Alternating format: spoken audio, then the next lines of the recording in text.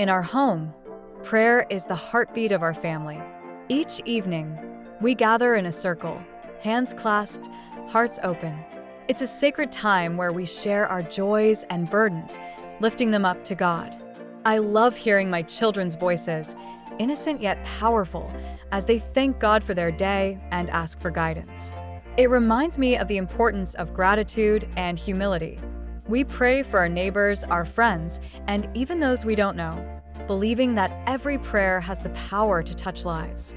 Sometimes, we read a verse from the Bible, letting its wisdom wash over us, grounding our thoughts and actions.